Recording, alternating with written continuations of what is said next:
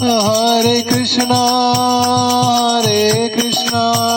Krishna Krishna, Hare Hare, Hare Rama, Rama Rama, Hare Hare, Hare Krishna, Krishna Krishna, Hare Hare, Hare Rama, Rama Rama, Hare Hare. Jai Ram, Jai Ram, Jai Jai Ram, Jai Ram, Jai Ram, Jai Jai Ram. Jai Ram, Jai Ram, Jai Jai Ram, Jai Ram, Jai Ram, Jai Jai Ram. Jai Ram, Jai Ram, Jai Jai Ram, Jai Ram, Jai Ram, Jai Jai Ram. Jai Ram, Jai Ram, Jai Jai Ram, Jai Ram, Jai Ram, Jai Jai Ram. जय सीताराम लक्ष्मण भक्त हनुमान, सीताराम लक्ष्मण भक्त हनुमान, सीताराम लक्ष्मण हनुमान, सीताराम जय अयोध्या धाम, अयोध्या धाम, अयोध्या धाम, जय अयोध्या धाम,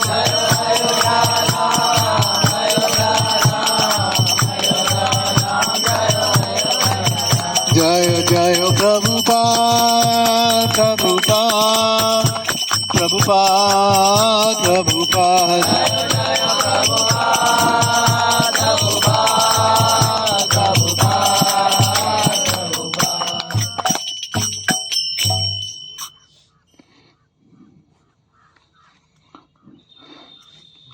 ॐ अज्ञानतिमिरान्धस्य ज्ञानाञ्जनशलाकया चक्षुरुन्मिलितं येन तस्मै श्रीगुरुवे नमः। श्रीचैतन्यमनोभीष्टं स्थापितं येन भूतले स्वयं रूपा कदा मह्यं ददाति स्वपदान्तिकं।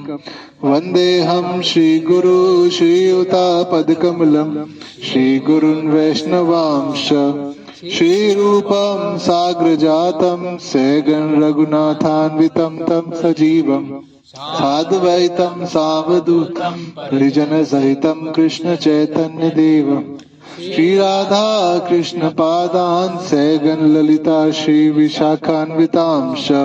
हे कृष्ण करुणा सिंधु दीनबंधु जगतपते गोपेश गोपिका कांत राधा कांत नमस्तुते। तप्त कांचन गौरांगी राधे वृंदावनेश्वरी वृषभानुसुते देवी प्रणमामि हरिप्रिये। वाञ्छाकल्पतरुभ्यश्च कृपा सिन्धुभ्यैव च पतितानां पावनेभ्यो वैष्णवेभ्यो नमो नमः। जय श्री कृष्ण चैतन्य प्रभु नित्यानंद श्री अद्वैत गदाधर श्रीवासादि गौर भक्तवृंद। हरे कृष्णा कृष्णा कृष्णा हरे हरे, हरे राम राम राम हरे हरे। नमः ओम विष्णुपादाय कृष्ण पृष्ठाय भूतले श्रीमते भक्ति वेदांत स्वामी नामिने। नमस्ते सरस्वती देवे गौरवाणी प्रचारिणे निर्विशेष शून्यवादी पाश्चात्य देश तारिणे। तो आप सब मेरे पीछे भगवान राम का प्रणाम तो बोल सकते हैं। रामाय रामभद्राय रामचंद्राय वेदसे रघुनाथाय नाथाय सीताये पतये नमः। हरे कृष्णा। तो आज मुझे सही में बहुत अनक्वालिफाइड लग रहा है कि जहाँ पे भगवान राम का जन्म हुआ, जहाँ पे उन्होंने अपनी बाल लीलाएं और कई लीलाएं करी हैं, जहाँ पे लव कुश जैसे महान भक्तों ने भगवान का गुणगान किया, वहाँ पे मुझे भगवान के बारे में कुछ बोलना है। सो सही में I am feeling very much unqualified and unworthy, but I got this service तो आप सब मुझे आशीर्वाद दीजिए, जो रामलला है वो आशीर्वाद दे कि मैं उनके बारे में कुछ बोल पाऊं। So I am seeking your blessings. तो जैसे बताया था कि यहाँ पे लव कुश ने रामायण बोली थी, उनको किसने सिखाई थी? वाल्मीकि जी ने सिखाई थी। और वाल्मीकि ने रामायण कब लिख दी थी? भगवान राम के होने से ही पहले। तो जब भगवान राम को पता चला कि दो बच्चे हैं जिनका नाम लव कुश है, वो रामायण को बहुत सुंदर तरीके से सुनाते हैं, तो उनको आमंत्रित किया गया है ना। भगवान खुद भी अपने बारे में सुनना चाहते थे। ये महत्व है भगवान की कथा का। तो भगवान ने उनको आमंत्रित किया, पूरे जो असेंबली थी उसके बीच में लव कुश को बुलाया गया, और वहां पे सब थे, भगवान के रिलेटिव्स थे, है ना, सगे संबंधी, उनकी माताएं थी, उनके भाई थे, उनकी पत्नियां, सब थे।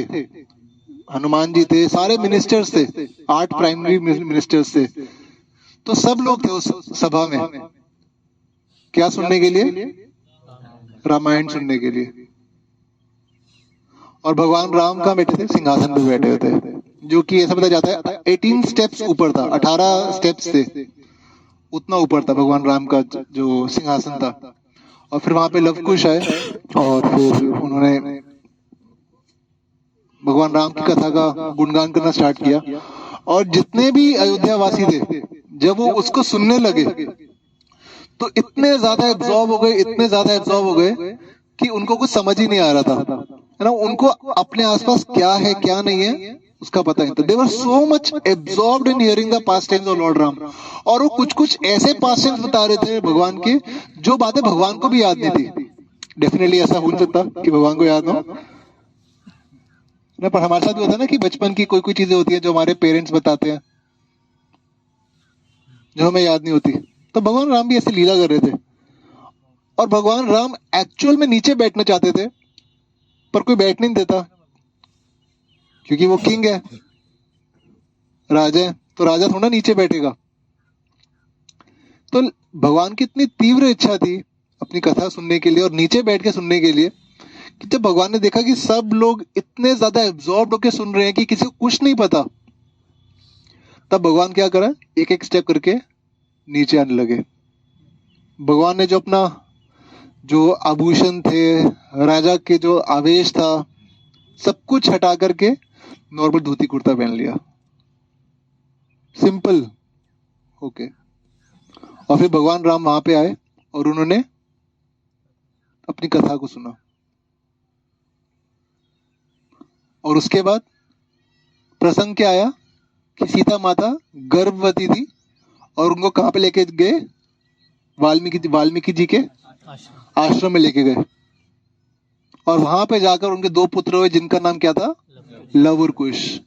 तो तब भगवान को समझ आया कि ये कौन है? ये मेरे पुत्र है। उस सीता माता वहां पे नहीं थी, वो तो वाल्मीकि के आश्रम में ही थी। और फिर सिंहासन पे जब भगवान राम सुन रहे थे तो उनके साथ की सीट खाली थी। वैसे तो रानी होती है, पर वहां पे कोई नहीं था। और फिर भगवान को पता चला कि ये कौन है? ये मेरे पुत्र है। तो रामायण का मतलब क्या है? 2 शब्दों से बना है, राम और आयन। जो भगवान राम का चरित्र है वो बताया गया है रामायण के अंदर, और हम इस अयोध्या नगरी में ना, जो कि अभी पिछले ही महीने यहाँ पे भगवान राम का जो रामलला जी का मंदिर है उसकी स्थापना हुई, रामलला जी की स्थापना हुई इतने भव्य रूप से। ऐसा था कि दिवाली से भी बड़ा फेस्टिवल था। दिल्ली में जगह जगह भंडारे थे, है ना, जगह जगह। जो नहीं भी मानता भगवान को वो भी जय श्री राम कर रहा था। हर एक जगह पे कल्चरल प्रोग्राम हो रहा है, घरों में दिए जल रहे हैं, है ना, जैसे सही में उस दिन भगवान राम वापस अयोध्या आए हो। और ऐसा हुआ भी, है ना। हम उस दिन आप देखो, जो जो सुपरस्टार्स हम देखते हैं टीवी पे, ये सब क्रिकेटर्स हैं, वो सब क्या थे? ऑडियंस से। वो सब ऑडियंस से। वो किसको देखने आते? भगवान को देखने के लिए आए थे। हर जगह पे पूरा क्या था? राम में हो रखा था। ना, definitely credit goes to our prime minister Narendra Modi कि उन्होंने ऐसा एनवायरनमेंट क्रिएट करा, है ना। उन्होंने अनुष्ठान किया था 11 दिन का, उन्होंने कुछ भी नहीं खाया। हमें तो रोज 12 बजे तक फास्टिंग है, भूख लग रही है। उन्होंने 11 दिन तक फास्ट किया, एंड वो हमारी तरह 20-25 साल के नहीं है ना, वो 70 के हैं। 11 दिन तक उन्होंने वो अनुष्ठान किया ना। वो ज्ञानवापी, मीनाक्षी टेम्पल और रामेश्वरम गए। राम, ऐसा बताया जाता है भगवान राम के पास 22 तीर हुआ करते थे उनकी तुनीर में, और वहां पे रामेश्वरम में वही भगवान राम गए थे वहां पे रामेश्वरम, तो वहां पे क्या 22 मटके हैं, तो एक एक मटका भगवान का तीर सिग्निफाई करता है। तो अगर आप रामेश्वरम जाओ तो आपको उन 22 मटकों से स्नान करना चाहिए। तो नरेंद्र मोदी ने वो स्नान भी किया, है ना। और जिस दिन प्राण प्रतिष्ठा थी उस दिन वो क्या हुआ था, सरयू नदी से उन्होंने जल लिया था और वो चलते हुए यहाँ पे आए थे।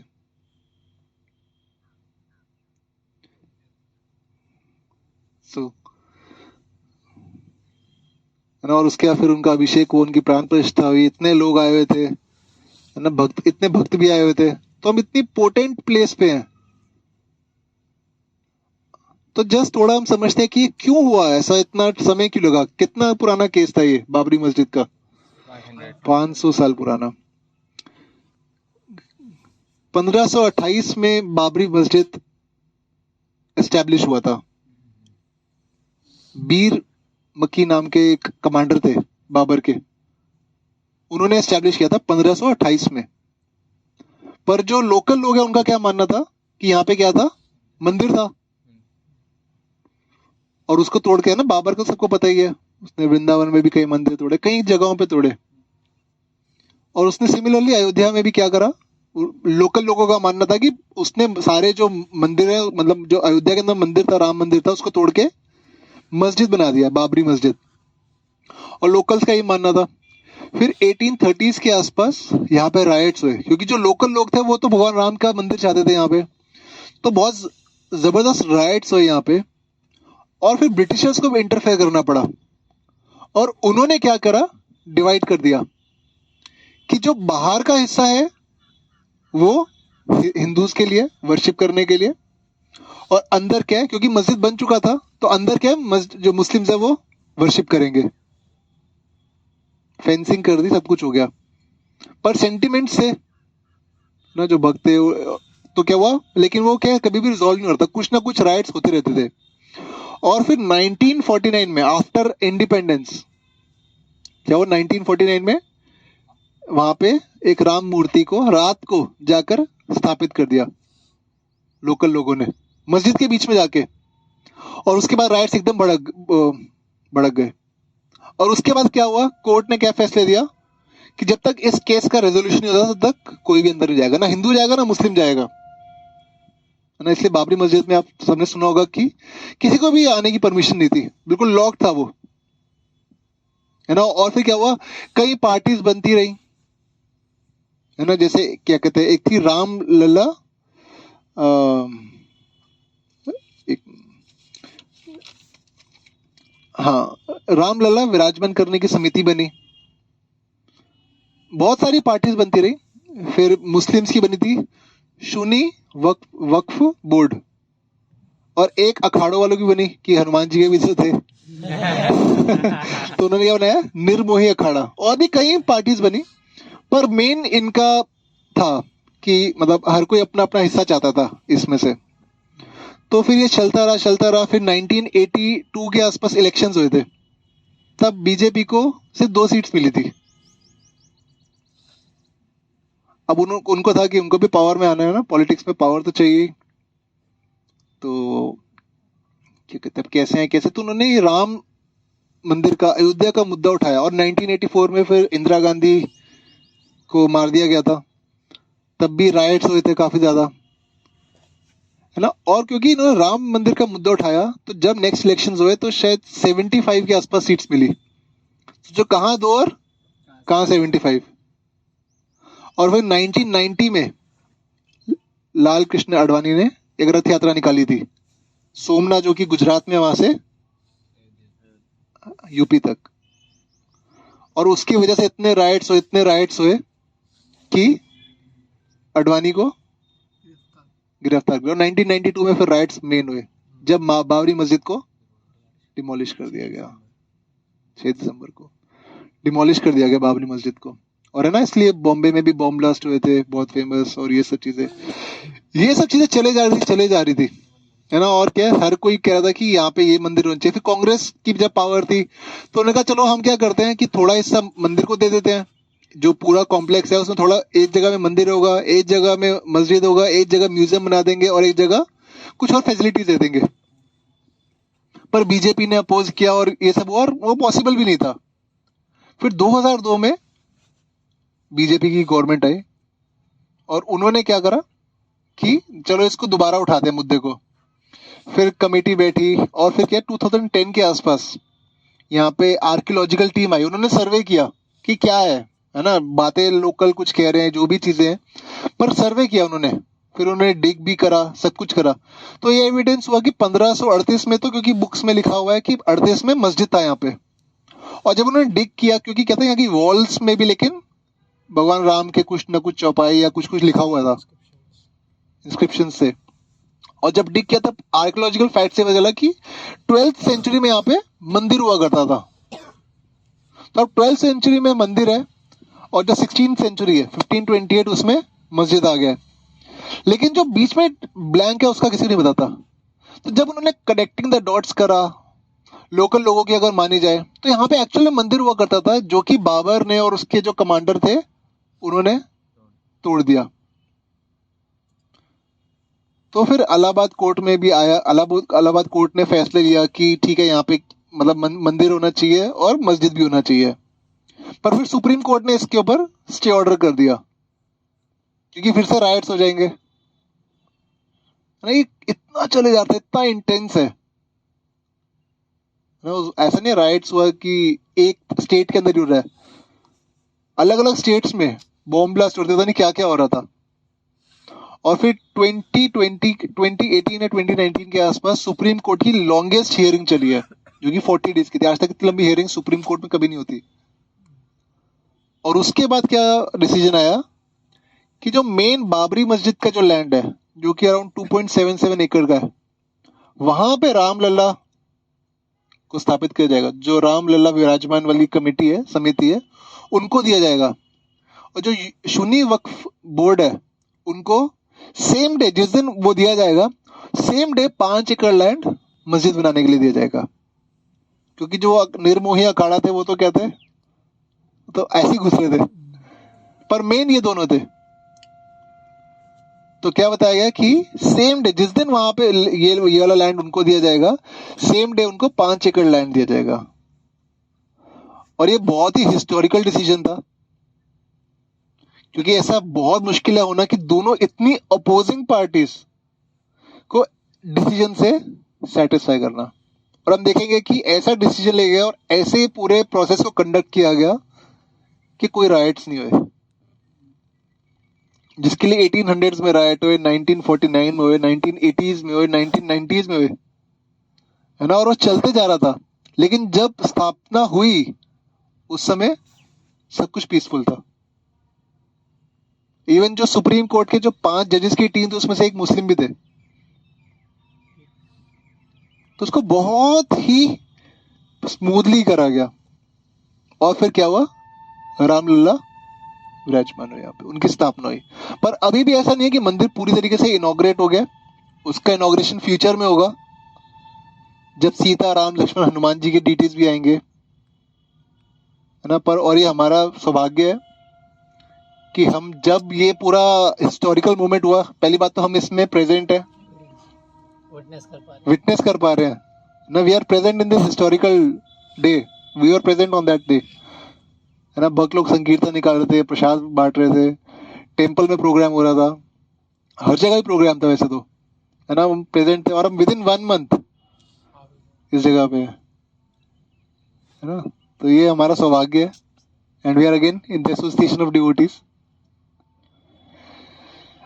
तो जैसे मैं बताया था, ये अयोध्या है। अयोध्या का मतलब क्या होता है, जहाँ युद्ध ना हो, यहाँ तो भक्तों का यूज चल रहा है, प्रभु जी यहाँ कैसे रहेंगे? जहाँ पे कोई युद्ध ना हो। यहाँ पे जो अयोध्या नगरी थी, वहां पे क्या चाहते थे, वहां पे क्या होता था, वहां पे कोई ताला नहीं होता था, लॉक्स नहीं होते थे, नंबर लॉक, चाबी वाला, मल्टीपल कीज, फिंगर लॉक है ना, आजकल तो फिंगर लॉक भी आते हैं घर के लिए, डोर के लिए। या कोई घंटे बजा तो कौन है, फोटो देखेंगे, क्या काम है। कोई लॉक नहीं होता था, ना घर में लॉक ताला होता था और ना ही दुकान पे ताला होता था, है ना, ऐसा था अयोध्या। यहाँ पे कोई शत्रु नहीं होता था, ना तो कोई एनिमी अंदर है और ना ही बाहर है, मतलब जो राज्य था उसके अंदर भी कोई शत्रु नहीं था, और जो राज्य के बाहर है उसमें भी कोई शत्रु नहीं था, है ना, उसमें भी कोई ऐसा नहीं था कि शत्रु है। यहाँ पे इवन इतना ऑपुलेंस था अयोध्या में, ऐसा बताया जाता है कि कोई चैरिटी नहीं करता था, क्योंकि ब्राह्मण खुद ही इतने सेटिस्फाइड थे। जब बच्चे गुरुकुल जाते थे तब भी उनसे कुछ चैरिटी नहीं मांगी जाती थी, खुद इच्छा से कुछ देना हो तो दे देते थे, पर चैरिटी की जरूरत नहीं थी ब्राह्मणों को। और अयोध्या की कोई बाउंड्री नहीं थी, है ना, वो फैला हुआ था, है ना। आज भी हम चाहते हैं ना, राम राज्य चाहते हैं, अयोध्या चाहते हैं, पर क्या अभी क्या हमारे एनिमी है ना, हमारे हमारे ही अंदर है, हमारे अंदर है ना वो lust, greed, pride, anger, envy, इतना कुछ है, ग्रीड भी भरा हुआ है अभी अंदर भी इतना ज्यादा है। हम सबसे पहले क्या देखते हैं, हमारा कंफर्ट होना चाहिए, पर अयोध्या में कैसा था, ऐसा कुछ था, हर एक का पर्पस क्या था, सिर्फ भगवान की प्रसन्नता, है ना। और यहाँ पे जो राजा थे उनका नाम था दशरथ। दशरथ का मतलब क्या होता है,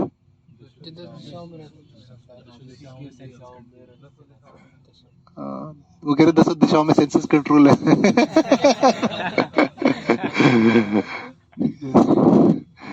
तो जो 10 दिशाओं में रथ चला सकते हैं, है ना, उनको स्पेशल बेनेडिक्शन था डेमी गॉड्स का। और साथ में एक और मतलब क्या था दशरथ का, 10 तरीके के अनर्थों को कंट्रोल कर सकते हैं। 10 तरीके के अनर्थ कौन से है? 10 मतलब जैसे रावण के 10 अनर्थ है, मतलब बहुत सारे उसके बैड क्वालिटीज हैं, एनवी, प्राइड, एरोगेंस, ये सारी चीज़ों, मतलब 10 ऐसी चीज़ें हैं जिनके ऊपर दशरथ जी का पूरा वो था, कंट्रोल था। 10 सेंसेस पे, जो 5 कर्मेंद्रिय और 5 ज्ञान इंद्रिय होती है, वो कौन है? दशरथ। और कौशल्या का मतलब क्या है, जो भक्ति के कार्य में कुशल है। तो जब हमारा इंद्रियों पे संयम होगा और हम भक्ति के कार्यों में कुशल होंगे, तभी हमारे जीवन में भगवान राम आ पाएंगे। तो उनको स्पेशल बेनेडिक्शन से, डेमीगॉड से, ऐसा बताया जाता है 2 तरीके की नदियां होती है, एक होती है देव मात्रक नदी व्यवस्था, और एक होती है नदी मात्रक, सॉरी, देव मात्रक जल व्यवस्था और नदी मात्रक जल व्यवस्था। देव मात्रक मतलब कि जब डिपेंडेंस किस पे होती है, बारिश के ऊपर होती है, देवताओं के ऊपर होती है, भगवद गीता में आता है ना, अन्नाद भवति, है ना। तो क्या है कि वो अन्न के लिए क्या है, हम देवताओं पे हैं, क्यों? क्योंकि वो प्रसन्न होंगे, जब उनके लिए यज्ञ होंगे तो बारिश होगी, और फिर क्या होगा, नदियां होंगी, और फिर एग्रीकल्चर वगैरह के लिए हेल्प हो जाएगी, पानी पीने के लिए पानी होगा, हर चीज के लिए पानी, पानी तो चाहिए ही। तो एक है देव मात्रक जल व्यवस्था, और एक है नदी मात्रक की, नदी इतनी सेटिस्फाइड, मतलब सेल्फ सेटिस्फाइड है क्योंकि राजा पायस है। आज के टाइम में दुनिया में इतनी प्रॉब्लम्स क्यों आती है? क्योंकि जो लीडर होते हैं वही एम्पायर्स होते हैं ना। पहले के टाइम में अगर कोई गलत कार्य करता था राजा, तो उसका फल प्रजा को भुगतना पड़ता था, और अगर अच्छा कार्य करता था तो उसका बेनिफिट ऑटोमेटिकली प्रजा को मिलता था। जैसे अमरीश महाराज के केस में देखते हैं, वो एकादशी का व्रत कर रहे हैं, और उन्होंने भी क्यों तोड़ा? क्योंकि अगर वो नहीं तोड़ेंगे टाइम पे तो उसका जो रिएक्शन है वो प्रजा को मिलेगा, इसीलिए उन्होंने वो एकादशी का पारण किया, और वो भी जल लिया था, है ना। तो क्या ये क्या नदी मात्र की, क्या राजा की एक्टिविटीज की वजह से ही जो पूरे राज्य में इतना ऑपुलेंस होता था। अगर हम पृथु महाराज के टाइम में भी देखें, है ना, तो क्या है, इतना ओपुलेंस था कि वहां पे अगर सूखा पड़ता भी था, ड्राउट आता भी था, तो किसी को पता ही नहीं चलता था, किसी को पता नहीं चलता था। तो ऐसे ही एक बार 11 साल तक अयोध्या में बारिश नहीं हुई, 11 साल तक, और किसी को पता भी नहीं चला। इतनी सेल्फ सफिशिएंट थी अयोध्या। पर 11 साल के बाद फिर रियलाइज हुआ कि यहाँ पे बारिश नहीं हो रही और हमें थोड़ी पानी की शॉर्टेज हो रही है। तो फिर दशरथ महाराज ने सारे मंत्रियों को बुलाया और पूछा कि कैसा क्यों हो रहा है, और सेजिस को बुलाया, वशिष्ठ मुनि उनके वो थे हेड पुरोहित। तो फिर उन्होंने क्या बताया कि हमारे राज्य के ऊपर शनि का ग्रहण है ना, हर एक के राज्य में कुछ ना कुछ टाइम पे आता था। तो दशरथ महाराज को इतना गुस्सा आया कि वो शनि लोक की तरफ चल पड़े, और गुस्से में थे बिल्कुल। और वो शनि देव की तरफ जा रहे थे, लोक की तरफ जा रहे थे, और शनि ने देखा कि मेरी तरफ कोई आ रहा है, और उन्होंने क्या किया, अपने दृष्टिपात करने से, कहीं पे लिखा है कि दृष्टिपात किया, कहीं पे उन्होंने अपना एक अस्त्र छोड़ा, जिससे कि दशरथ महाराज बेहोश हो गए और वो पृथ्वी की तरफ गिरने लगे। और ऐसा था कि अगर वो गिर जाते तो वो मर जाते। और उस वक्त उनको किसने बचाया, जटायु ने बचाया। और उस वक्त उनको दशरथ महाराज को जब वो गिर रहे थे तो जटायु ने बचाया। जटायु इतना बड़ा पक्षी था, जटायु की शक्ति ऐसे नहीं थी, ऐसा नहीं था कि जब रावण के साथ लड़ाई हुई थी तो जटायु को इजीली हरा दिया था, है ना। जटायु ने भी क्या कहते हैं पूरा फाइट किया था। तो उनको दशरथ महाराज को अपने ऊपर लिया और फिर नीचे लेके आए, उनका केयर किया, मेडिकेशन सब कुछ करा। और जैसे ही आए तो दोबारा से गुस्से में थे दशरथ महाराज, और उन्होंने कहा क्या हुआ, कि तो उन्होंने बताया कि आप ऐसे से गिरे। तो उनको दोबारा गुस्सा आया और वो दोबारा शनि लोक की तरफ गए। और जब शनि ने देखा कि व्यक्ति दोबारा अपनी तरफ आ रहा है तो वो समझ गए कि ये साधारण व्यक्ति नहीं है। तो उन्होंने उनको दर्शन दिए और उन्होंने कहा कि ठीक है, जो मेरी दशा है उसको मैं तुम्हारे राज्य से हटा दूंगा। तो फिर दशरथ महाराज स्पेसिफाई हुए, वापस आते हैं, और जब वो शांत होते तब वो जटायु के पास जाते हैं, उनसे उनकी मित्रता होती है, फ्रेंडशिप होती है, सब कुछ होता है। और फिर बोलते हैं कि तुम मुझसे कुछ मांगो। जटायु कहते हैं मुझे कुछ नहीं चाहिए। वो कहते हैं नहीं, मैं चाहता हूं तुम मुझसे कुछ मांगो। तो वो क्या कहते हैं, क्या कहते हैं, जटायु भी कहेंगे तो सुग्रीव थे। जटायु क्या कहते हैं कि तुम मुझे अपना पहला पुत्र दे देना। तो अब अभी तो कोई पुत्र है ही नहीं उनका पर एक चीज कहावत है ना, रघुकुल रीत सदा चली आई, प्राण जाए पर वचन न जाए। तो जब भगवान राम का जन्म होता है तब क्या कहते हैं, भगवान राम को उनके पास लेके जाया जाता है। तो दशरथ महाराज के 5 बच्चे थे। कौन कौन थे? तो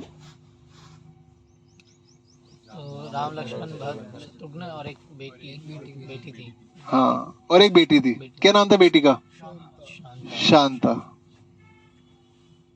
और कितनी रानियां थी? 353। भक्तों को बहुत कुछ पता है राम से बचने के लिए। यस। तो जो मुख्य रानियां थी वो कौन थी? कौशल्या, कैकेयी और सुमित्रा, है ना। ये तीन जो थी वो उनकी प्रमुख रानियां थी। और क्या था, परशुराम जो थे, सबको पता है, वो क्या कर रहे थे? 21 बार क्षत्रियों का वध कर रहे थे। जितने भी क्षत्रिय थे उनके राज्य में, पूरी दुनिया में, बल्कि क्यों ऐसा क्यों कर रहे थे? क्षत्रिय धर्म से वो विच्युत हो चुके थे और वो मतलब व्यभिचार कर रहे प्रजा थे। का एक्सप्लॉयटेशन कर रहे थे। व्यभिचार कर रहे थे। क्योंकि उनके पिता को भी ऐसे ही मारा गया था, परशुराम के। कामधेनु। कि गाय नहीं दी हाँ। तो उनके पिता का वध कर दिया, है ना। तो उन्होंने क्या देखा कि जो क्षत्रिय है वो अपने धर्म से च्युत हो चुके हैं, अपने धर्म से भटक चुके हैं, और उनके पिता की उन्होंने हत्या कर दी है। तो ऑल्दो परशुराम ब्राह्मण थे, पर उन्होंने क्षत्रिय का वेश लिया और वो उनका काम करना स्टार्ट किया। और उन्होंने क्या किया, 21 बार जितना क्षत्रिय कुल था सबको खत्म कर दिया 21 बार। पर वो एक केस में नहीं करते थे, अगर वो यज्ञ में यज्ञ में या शादी बैठे। में हाँ, 2 केस में एक्चुअली। एक तो अगर कोई शादी कर रहा हो या फिर कोई यज्ञ कर रहा हूँ। शादी भी तो यज्ञ हो ही रहा है, या फिर हाँ इसको कहते थे नारी कवच, कि अगर वो नग्न स्त्रियों से घिरा हो तो उसको कहते हैं नारी कवच। तो इन 2 अवस्था में परशुराम वध नहीं करते थे। तो फिर क्या कहते हैं, अब दशरथ महाराज क्या करते थे, जब भी अब ऐसा बताया जाता है कि 21 बार उन्होंने क्षत्रिय पूरे कुल का वो किया, वध किया, और 350 बार वो अयोध्या आए थे। और हर बार क्या होता था, दशरथ महाराज विवाह कर रहे होते थे। इंटेलिजेंस चाहिए ना। तो जब भी ऐसा होता तो विवाह कर रहे होते थे तो उनका वध नहीं किया। तो उनके इसी प्रकार 353 वाइफ थी, रानियां थी, जिसमें से प्रमुख थी कौशल्या, केकई और सुमित्रा। और जिसमें डिस्क्रिप्शन आता है कि केकई सबसे सुंदर थी, सबसे सुंदर केकई थी। और शांता किनकी पुत्री थी, कौशल्या की। पर ऑल्दो दशरथ महाराज को भय था परशुराम का, पर उससे भी ज्यादा क्या दुख था कि उनका कोई पुत्र नहीं है। क्यों? अटैच थे, बेटा होना चाहिए, कुल को आगे भी तो बढ़ाना है ना। इतना महान वंश है, सूर्य वंश है, इतने महान महान राजा हैं। भागवत में आप पढ़ोगे लिनिएज है ना, 9th कैंटो में आता है ना। इतना महान जो लिनिएज है, तो उसको आगे बढ़ाना है, तभी तो वो नेक्स्ट स्टेज ऑफ लाइफ में जा सकते हैं, वानप्रस्थ में। पर उनका कोई पुत्र नहीं था, है ना। पिंड दान कौन करेगा आजकल, तो पुत्र होने का भी नहीं करते। कोई क्विक रेमेडी बताओ। तो ये उनका सबसे बड़ा भय था। परशुराम से भी ज्यादा बड़ा भय जो था दशरथ महाराज का, वो ये था कि मेरा कोई पुत्र नहीं है। तो उसके लिए वो बहुत परेशान रहते थे। तो वशिष्ठ मुनि ने पहले उनको कहा कि आप क्या करो, अश्वमेघ यज्ञ करो। तो अश्वमेघ यज्ञ में क्या होता है कि जो एक अश्व चुना जाता है, जो बहुत ही शक्तिशाली सुंदर क्वालिटीज होती हैं अश्व की, तो वैसा एक घोड़े को चुना जाता है। और फिर वो क्या होता है, वो 10 दिशाओं में जाता है। और 10 दिशाओं में जाने के बाद क्या होता है, जिस भी जगह पे किया गया है, या तो उसको, जिस राजा ने वो अश्वमेघ यज्ञ स्टार्ट किया है, अश्व को भेजा है, या तो उसके अंडर आना पड़ेगा, उसका सबऑर्डिनेट बनना पड़ेगा, या फिर युद्ध करना पड़ेगा। और ऐसा हुआ था कि दशरथ महाराज ने जो भेजा था उससे किसी का भी युद्ध नहीं हुआ था। क्योंकि क्या है, अयोध्या में क्या है ना, इनसाइड एनिमीज है ना आउटसाइड एनिमीज है। तो ऐसी कोई कंडीशन आई नहीं। और फिर वो अश्वमेघ यज्ञ हुआ, और फिर आवाज फिर वो अश्वमेघ यज्ञ हुआ, और फिर क्या कहते हैं, वो सक्सेसफुल हुआ, सब कुछ अच्छे से रहा, और राजा बहुत खुश था। पर पुत्र की प्राप्ति नहीं हो रही थी उनको। फिर उनके एक मंत्री थे सुमंत्र, वो राजा के पास आए और उन्होंने उनको एक स्टोरी सुनाई, श्रृंगी की। फिर उनको श्रृंगी की स्टोरी सुनाई कि एक बार एक ब्राह्मण थे जिनका नाम था विभंडक। उनके पुत्र हुए श्रृंगी, और जैसे ही वो पैदा हुए उनको वो जंगल में ले गए, और उनको वहां पे कुछ कुक्ड फूड नहीं देते थे, है ना, कंद मूल, जो सबसे बेसिक चीजें होती थी, रॉ चीजें होती थी, वो देते थे। उनको किसी भी स्त्री का संग नहीं दिया, इवन अपनी माता का संग भी नहीं दिया, है ना। और क्या कहते हैं, और उस जंगल में वो विभंडक, श्रृंगी और कुछ अलग साधु रहते थे, वहीं पे आश्रम में रहते थे, और वहीं पे उनको उनकी ट्रेनिंग कर रहे थे। तो एक बार अंग देश में क्या हुआ, बारिश नहीं हुई, है ना, ड्राउट आया। और फिर वहां पे उनके मंत्रियों ने कहा कि अगर आपके राज्य में जो श्रृंगी नाम का ब्राह्मण है वो कदम रख देगा या वो आएगा तो बारिश होने लगी। यहाँ पे बारिश हो जाएगी, है ना। तो फिर वो राजा पता करते हैं कि वो उसका कैसे बुला सकते हैं और श्रृंगी उस ब्राह्मण के बारे में पता करते हैं। तो उनको समझ आता है कि उन्होंने कभी कोई ऐसा कोई ना तो कोई व्यंजन खाया है ना इस्कॉन बुलेट्स नहीं खाए उन्होंने और क्या कहते हैं ना ही उन्होंने कभी स्त्री का संग किया है। वो हमेशा साधुओं से ही घिरे हुए रहते हैं। तो वो अपने अपने राज्य की जो सबसे सुंदर स्त्रियां होती हैं, है ना, उनको साधु का वेशभूषा में भेजते हैं। उसी जंगल, उसी फॉरेस्ट के पास में वो अपना आश्रम बनाते हैं और साथ में बहुत सारी मिठाइयाँ भेजते हैं। तो वो जाते हैं, वो जो स्त्रियां होती हैं साधु के वेश में वो जाती हैं। फिर वो श्रृंगी होता है, वो उसको लगता है कि ये भी साधु ही है। तो वो जो साधु होते हैं सो कॉल्ड, वो उसको स्वीट्स देते हैं और जब श्रृंगी उनका आस्वादन करता है तो उसको बहुत अच्छा लगता है। अलग ही टेस्ट है इनका, उसने कभी ऐसा कुछ खाया ही नहीं था, उसको बहुत अच्छा लगता है, वो और खाता है। एक इंद्रदूत महाराज का लेक्चर है फादर पियरे के ऊपर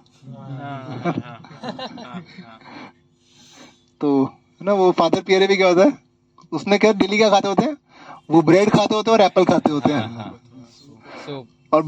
और सूप। और जब डिवोटीज जाते हैं तो क्या होता है वहां पे, वो फीस्ट कुक कर रहे होते हैं जिस रूम में रह रहे होते हैं।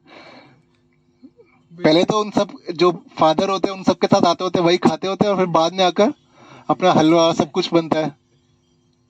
फादर पियरे आते हैं तो वो कहते हैं क्या हो रहा है, फिर वो सबसे पहले प्रसाद ऑफर करते हैं, वो खाता है तो वरुणी ड्रिंक पिला देते हैं। वो पीता जाता है। तो ऐसे श्रृंगी ने कभी खाया ही नहीं होता और फिर वो साधु क्या करते हैं, उसका आलिंगन करते हैं, एक जोर का हक करते हैं। और श्रृंगी को बहुत अलग लगता है क्योंकि उसको बाकी साधु भी आलिंगन करा करते होते हैं, पर ये वाला जो आलिंगन होता है बहुत अलग होता है, ऐसा कभी फीलिंग नहीं हुआ था। फिर वो चले जाते हैं और वो चले जाते हैं अपने आश्रम, चलते हैं श्रृंगी अपने आश्रम में। पर पूरी रात श्रृंगी क्या होता है, उस मिठाई के बारे में और उनके आलिंगन के बारे में सोच रहा होता है। और फिर अगला दिन होता है और फिर दोबारा से वो दूसरे टाइप की मिठाई लेके आते हैं और फिर से और क्या कहते हैं जोर से आलिंगन करते हैं उसका, और ऐसे होता है। और फिर एक दिन वो मिठाई लाते हैं और फिर वो उसको बहुत जोर से आलिंगन करते हैं और कहते हैं अब हम अपने राज्य में जा रहे हैं। और श्रृंगी विचलित हो जाता है क्योंकि उसको बहुत अच्छा लग रहा होता है। तो वो उसको कहते हैं कि आप हमारे राज्य में आओ, वो राज्य बहुत सुंदर है, वहां पे ये तो कुछ ही मिठाई है, वहां पे और भी तरीके की मिठाइयां हैं और वहां पे हम क्या और भी साधु हैं। तो फिर वो फिर उनके साथ जाता है अंग देश में, और जहाँ वहां के राजा होते हैं रोमपद, और उन्हीं के वहां पे जो दशरथ महाराज की पुत्री है शांता वहीं पे रहती होती है। तो और जैसे ही श्रृंगी वहां पे आते हैं तो वर्षा हो जाती है और फिर श्रृंगी को लेकिन धीरे धीरे सब कुछ पता चल जाता है कि क्या सत्य था।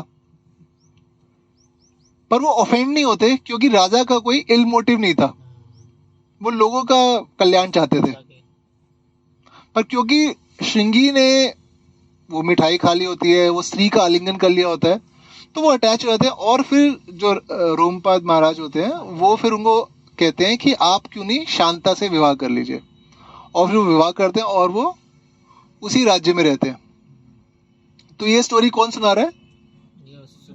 सुमंत्र सुना रहे हैं। किसको? दशरथ महाराज को। क्यों सुना रहे हैं? कि आप उसी ब्राह्मण को, श्रृंगी को आप अपने आश्रम में लेके आओ, अपने अयोध्या में लेके आओ, और वो फिर आके यहाँ पे जब यज्ञ करेगा, कामेष्टि यज्ञ, तो उससे आपको पुत्र की प्राप्ति होगी। तो फिर दशरथ महाराज खुद जाते हैं अंग देश में और वो श्रृंगी को आमंत्रित करते हैं और फिर वो श्रृंगी यहाँ पे आते हैं और फिर वो पुत्र कामेष्टि यज्ञ करते हैं और जो यज्ञ बहुत अच्छे से होता है और उस जब यज्ञ संपन्न होता है तो उसमें से एक यज्ञ पुरुष प्रकट होते हैं जिन्होंने रक्त और काले कलर के कपड़े पहने होते हैं और उनके हाथ में एक पॉट होता है और उस पॉट में खीर होती है। तो वो घड़ा लेके आते हैं, वो मटका लेके आते हैं और फिर वो दशरथ महाराज को देते हैं। तो दशरथ महाराज उसके 4 हिस्से करते हैं 25% के और सबसे पहले किसको देते हैं? कौशल्या को देते हैं। और जब कौशल्या को देते हैं तो वो कौशल्या उसको ग्रहण कर लेती है। फिर उसके बाद देते हैं सुमित्रा को, पर सुमित्रा अपने आप को इतना हम्बल समझ रही होती है और उनको मतलब ऐसा लग नहीं रहा होता तो वो उसको ले लेती हैं पर उसको पीती नहीं है। फिर वो अपनी सबसे सुंदर जो पत्नी होती है केकई को देते हैं और वो भी उसको ग्रहण कर लेते हैं और फिर वो सोचते हैं कि चौथा किसको दूं। तो किसको देते हैं चौथा?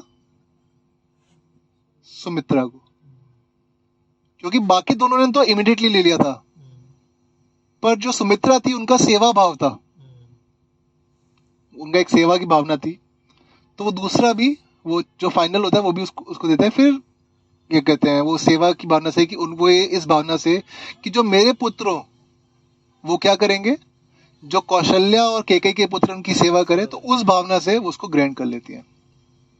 तो जो कौशल्या के पुत्र होते हैं भगवान राम, केकई के होते हैं भरत और सुमित्रा के होते हैं लक्ष्मण और शत्रुघ्न। तो जो लक्ष्मण होते हैं वो हमेशा भगवान राम की सेवा करते होते हैं और जो शत्रुघ्न होते हैं वो भरत की सेवा करते हैं। और ऐसा बताया जाता है कि ये चारों को ना 4 जो भगवान के चतुर्व्यूह है वो है। तो ऐसे फिर पूरा यज्ञ होता है, कामेष्टि यज्ञ होता है और वो यज्ञ पुरुष निकलते हैं और वो फिर ये उनको ऑफर किया जाता है और 4 पुत्रों की प्राप्ति होती है। और जब ऐसा होता है तो दशरथ महाराज बहुत खुश होते हैं ना, क्योंकि उनको सबसे पहले जो भगवान राम है वो चैत्र महीने की 9वीं के दिन होते हैं ना। 9 एक बहुत स्पेशल नंबर होता है। क्यों? यस, आपका नाम क्या प्रभु जी? आयुष प्रभु सही बता रहे हैं कि 9 में क्या होता है, कुछ भी मल्टीप्लाई कर लो और उसका आउटपुट आने के बाद जब सम करोगे तो क्या होगा? 9 बनेगा। 9 8 72, 7 + 2 इज, आप कुछ भी कर लो। तो भगवान राम किस दिन आते हैं? 9वीं के दिन आते हैं, है ना। और क्या कहते हैं, भगवान राम आते हैं तो दशरथ महाराज बहुत खुश हो जाते हैं और उनके पूरे महल में ही बच्चे खेल रहे हैं, है ना। 4 बच्चे खेलते हैं। तो उस जिस ऑर्डर में उन्होंने वो प्रसाद जो यज्ञ पुरुष ने दिया था उसको ग्रहण किया था, उसी ऑर्डर में बच्चे होते हैं, है ना। तो फिर क्या कहते हैं, सब लोगों को बहुत आनंद आता होता है कि जब भगवान राम और बाकी तीनों बालक भी खेल रहे होते हैं। और जो अयोध्या के वासी थे वो भी क्या होते थे, बहाना ढूंढते थे मंदिर अयोध्या में उनके राजमहल में आने का। उनका मेन पर्पस क्या होता था? दर्शन भगवान राम जी के दर्शन करने का। दामोदर में बोलते हैं ना, इदम ते वपुरनाथ गोपाल बालम सदा में मनस्य विरास्तम की, कि वो हमेशा भगवान का जो बाल रूप है ना, सत्यव्रत मुनि कह रहे हैं। तो ऐसे ही कहता है अयोध्या वासी के लिए भी क्या था कि जो भगवान राम की जो बाल लीलाएं हैं वो देखने आना चाहते थे। और दशरथ महाराज के अंदर भी बहुत सारी लीडरशिप क्वालिटीज थी। जो दशरथ महाराज थे वो एक आइडियल किंग, आइडियल लीडर थे, क्योंकि उनके राज्य में कोई भी अप्रसन्न नहीं था। जिसमें मैं बता रहा था कि वहां पे क्या था, अयोध्या में कोई ताला नहीं लगाता था, चाहे दुकान हो चाहे घर हो। और उतना ही रेसिप्रोकेशन अयोध्या वासियों का भी था दशरथ महाराज के प्रति, क्योंकि राजा अप्रसन्न थे, खुश नहीं थे, दुखी थे, क्योंकि उनका कोई पुत्र नहीं है। तो उतने समय तक किसी अयोध्या वासी ने भी अपने घर में कोई सेलिब्रेशन नहीं करा। पर जब भगवान राम आए, रामलला आए, तो क्या कहते हैं, दशरथ महाराज खुश हुए और साथ में ही अयोध्या वासियों ने भी सेलिब्रेशन किया। और दशरथ महाराज का कैसा था कि वो किसी को देख कर ही उसका मन पढ़ लेते थे और समझ जाते थे कि वो प्रसन्न है या नहीं है, उसके जीवन में कुछ कष्ट चल रहा है ना। तो फिर जब भगवान राम आए, खेलते थे, फिर अयोध्यावासी भी बहाना ढूंढते थे यहाँ पे आने का। फिर एक बार क्या हुआ कि चारों बच्चे एक साथ थे, अपने अपने पालने में कोर्ट में थे, और दशरथ महाराज, उनकी तीनों पत्नियां, सब एक साथ थे, और चारों बच्चे एक साथ रोने लगे, जोर जोर से रो रहे थे। किसी को समझ ही नहीं आता कि क्यों रो रहे हैं, है ना। जितना मर्जी ट्राई कर लिया पर चुप नहीं हो रहे थे। इतना प्रयास कर लिया पर चुप नहीं हो रहे थे वो लोग। फिर क्या कहते हैं, अब होता है ना, अलग अलग बच्चों को रिझाने के लिए, पैसिफाई करने के लिए टॉयज होते हैं, तो उन्होंने घुंघरू बजा लिए, आवाज वाले खिलौने कर लिए, माताओं ने स्तनपान भी करा लिया, पर उससे भी क्या हुआ, वो पैसिफाई नहीं हो रहे थे, वो रोए जा रहे थे, रोए जा रहे थे, रोए जा रहे थे, किसी को समझ ही नहीं आ रहा था। तब फिर उन्होंने क्या किया, वशिष्ठ मुनि को अप्रोच किया कि ऐसा क्यों हो रहा है ना। जब भी हमारे जीवन में कुछ कष्ट है तो साधु, ऐसा वाले कष्ट के लिए नहीं करना चाहिए। बट इसमें क्या दिखा रहे दशरथ महाराज कि वो उनके लिए,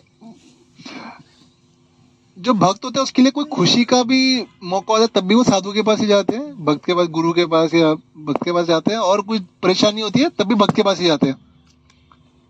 this is the quality of a devotee. तो फिर वो लोग जाते हैं वशिष्ठ मुनि के पास, तो वो देखते हैं उनके पास, वो सोचते हैं, कंटेम्पलेट करते हैं कि ऐसा क्यों हो रहा है कि चारों बालक एक साथ, और चुप ही नहीं हो रहे, कुछ भी कर लो, जितना उनको चुप कराने का प्रयास कर रहे थे वो उतना रोए जा रहे थे।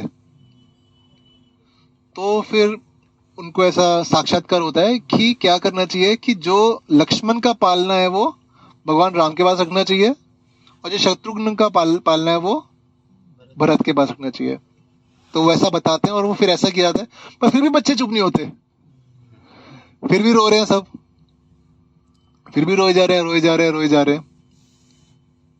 फिर क्या होता है, फिर वो क्या कहते हैं कि क्या करो, जो लक्ष्मण है उनको भगवान राम के साथ लिटा दो, और जो शत्रुघ्न है उनको भरत के साथ। ऑल्दो उसमें इतनी जगह नहीं थी ना, सिंगल बेड में डबल लोग सो रहे हैं, पर ऐसा किया जाता है, और फिर वो चुप हो जाते हैं। तो हमेशा ही अगर आप देखोगे, लक्ष्मण का जो सेवा भाव था भगवान राम के प्रति था, और जो शत्रुघ्न का था वो भरत के प्रति था। और एक बार ऐसे ही बच्चे होते हैं, अपना क्या कहते हैं, तीर कमान का थोड़ा खेल रहे होते हैं और सब प्रदर्शन कर रहे होते हैं, तो तीर के ऊपर थोड़ी मिट्टी लगाकर अपनी माताओं के ऊपर ही मार रहे होते हैं। तो एक बार क्या होता है कि वो ऐसे ही प्रदर्शन कर रहे होते हैं, और वहां पे मंत्रा भी होती है। अब मंत्रा ना बहुत फेमस होती है, कॉलेज में होता है ना, कि जिसके अंदर कोई अलग चीज होती है तो क्या होता है, टॉक ऑफ द टाउन हो जाता है ना। अब मंत्रा का कैसा था कि वो कुबड़ी थी, कि उसका कुबड़ निकला हुआ था, तो वो टॉक ऑफ द टाउन थी पूरे अयोध्या में। उसके बारे में कोई उसका मजाक बनाता था, वो सबको था, उसका जेलस नेचर भी है थोड़ा सा, तो सब मजाक बनाते थे, कुछ ना कुछ के लिए, पर क्या था, वो टॉक ऑफ द टाउन थी। होता है ना आजकल बॉलीवुड में भी ऐसी ऐसी रहती है। पूनम पांडे, उन्होंने कहा कि मैं मर गई हूँ। तो कंट्रोवर्शियल, तो ऐसी मंत्र का भी क्या था, कंट्रोवर्शियल थी, टॉक ऑफ द टाउन थी। तो ऐसे ही वो प्रदर्शन कर रहे होते, अपनी माता के ऊपर भी मिट्टी फेंक रहे होते हैं तीर पे लगाकर, और वो भगवान राम क्या करते हैं, मंत्रा के कुबड़ के ऊपर भी अपने तीर के ऊपर मिट्टी लगा के मार देते हैं। तो पहले तो सब लोग हंस रहे होते थे, अपनी माताओं के ऊपर फेंक रहे थे, वो सब लोग हंस रहे थे, पर जब मंत्रा के ऊपर फेंकते हैं तो क्या होता है, वो बहुत गुस्से में आ जाती है, वो बहुत गुस्से में आ जाती है, और पूरा जो एटमॉस्फेयर था, सराउंडिंग्स थी, वो बहुत इंटेंस हो जाती है, क्योंकि मंत्रा को अच्छा नहीं लगता। और मंत्रा का क्या था, सबको पता था कि वो भगवान राम से पहले से ही द्वेष करती होती है, वो पहले से ही द्वेष करती होती है भगवान राम से, और भगवान राम उसके मार देते तो और वो ज्यादा गुस्से में आ जाती है, और पूरा इंटेंस हो जाता है। तब केकई इंटरफेयर करती हैं, और केकई उनको अपने महल में लेके जाती हैं, और उनको पैसिफाई करती हैं, थोड़ा समझाती हैं मंत्रा को। पर मंत्रा के क्या होता है, वो मन में वो द्वेष लेके चलती है, और 20 साल तक उस द्वेष को लेके चल रही होती है मंत्रा। ना, तो कभी कभार हमारे साथ भी होता है ना कि हमारे अंदर भी किसी के प्रति कुछ द्वेष होता है, ईर्ष्या की भावना हो जाती है। ईर्ष्या जनरली हम किससे करते हैं? जो हमसे ज्यादा अच्छा हो। जो हमसे अच्छा हो। हमसे अच्छा तो सचिन तेंदुलकर भी, विराट कोहली भी, उससे द्वेष होता है। जिसको हम जानते हैं ना, उसी से द्वेष होता है हमें जनरली, है ना। और द्वेष के अंदर वही है ना, प्रभुपाद एग्जाम्पल देते हैं। वो कैसा है? हाथ में जलता हुआ कोयला पकड़ा हुआ है, सामने वाले को पता भी नहीं है, पर हमारे अंदर क्या है, उसके प्रति बहुत द्वेष हो जाता है। हम अंदर ही अंदर उसके बारे में बहुत कुछ सोच रहे होते हैं, सामने वाले को पता भी नहीं होता। हम ऐसा ऐसा प्लान बनाते हैं, मेरे साथ ये ऐसा करेगा, फिर मैं वो वैसा करूंगा, फिर वैसा करूंगा। पूरी प्लानिंग क्या हो रही है? मन में चले जा रही है। होता है ना, कभी पूरा जपा भी खराब हो जाता है। कोई हमें कुछ कह दे, हमें स्वीट नहीं मिली टेंपल में, कोई भी XYZ रीजन हो सकता है। तो ऐसी मंत्रा ने भी क्या हुआ, उसको मजाक को क्या हुआ, अपने मन में बिठा लिया, और 20 साल तक तो जो उसके ऊपर क्या मनन करती रही, बदला लेने की भगवान से द्वेष हो गया, है ना। उसके ऊपर भी आएंगे, पर ये द्वेष की भावना है ना, एनवी। तो जिसको हम जनरली जानते होते हैं और वो उसको कोई क्या कहते हैं, या तो कोई भगवान की कृपा मिल जाए, भक्तों की कृपा मिल जाए, या उसके अंदर कोई स्किल होता है, तो हमें द्वेष हो जाता है। पर अगर हम असल में देखें तो इसका ऑपोजिट होता है। भक्तों का जो स्वभाव होता है, भक्त चाहते हैं कि दूसरे भक्त को कृपा मिले। कोई एग्जाम्पल?